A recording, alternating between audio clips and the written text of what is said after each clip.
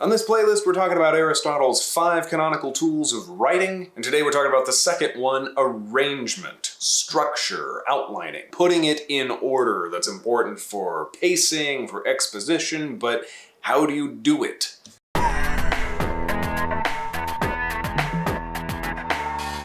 Outlining a role-playing game is hard. Unlike a screenplay or a high school essay, an RPG is unfolding in real time. We all know too much outlining is gonna limit player freedom, lead to a less enjoyable game. And if you go in with too little, your session could end up going nowhere. I think we've all been in both of those places. Well, I'm here to tell you a good structure, a good arrangement in an RPG involves 2 things.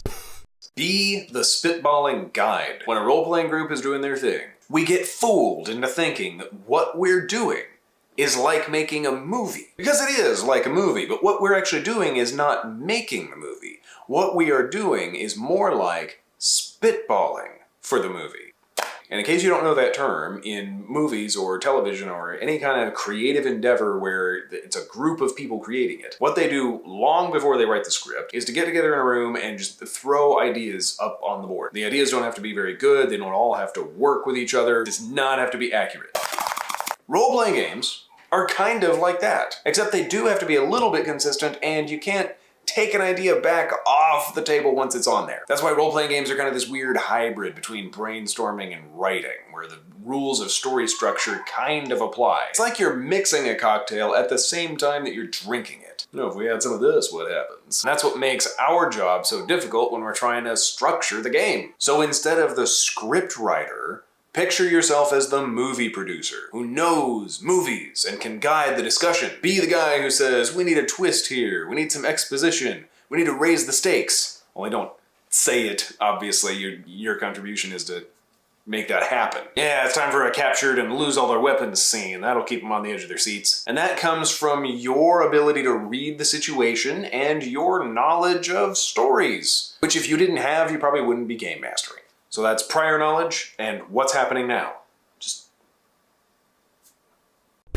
Your other job is to know which parts of your story have to be in a particular order, whether to unveil the story to the players or to move the session along. And you probably already know what those are. You know, the PCs find out this name, or this complication happens, this event happens to change the status of the game world. That's not the difficult part. Outlining it is, getting it the good stuff with no boring stuff in between. In this case, you want to make it more like a movie.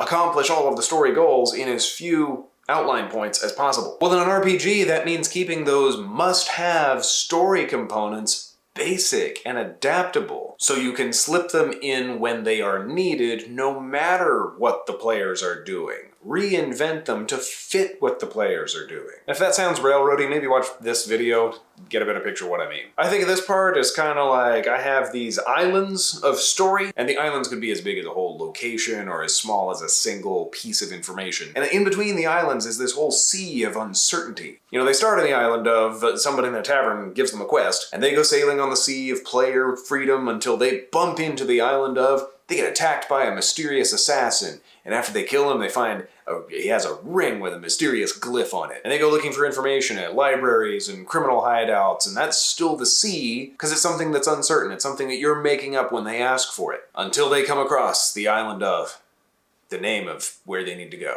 Then they move toward that island, they have random encounters, and bump into that island, and it's a whole location. You're planning the itinerary, the islands that they need to hit, but they're charting the course and sometimes determining the order that we go to the islands in. I actually have this drawing in my notes for this video where here is a list of 5 little check boxes, and then there's arrows, boop, boop, hitting them all in a different order. You provide the checklist, they decide which order to check the boxes in. That's Game Master player collaboration.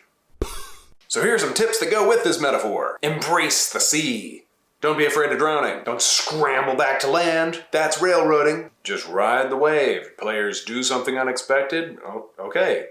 That's the wave that's happening now. Maybe it's going to take us over to that island. That's not the wave that I thought would take us to that island, but okay. Make sure your islands are approachable from all sides, because your players are setting the course, so you're going to have to bring them into this island in whatever direction they were coming from. Your players try a frontal assault instead of a sneak in the back door. You gotta be ready with the same story that they basically would have found, but know how they can find it through the front door. You don't have to let the fact that they came in the front door change the story, unless you're ready for that.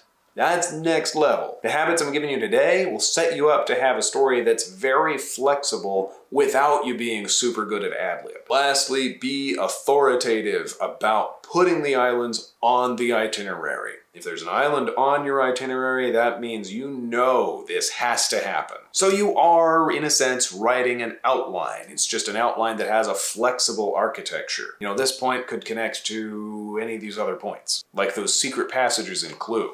You know, how did they work? And it's full of blank space for your players to fill in.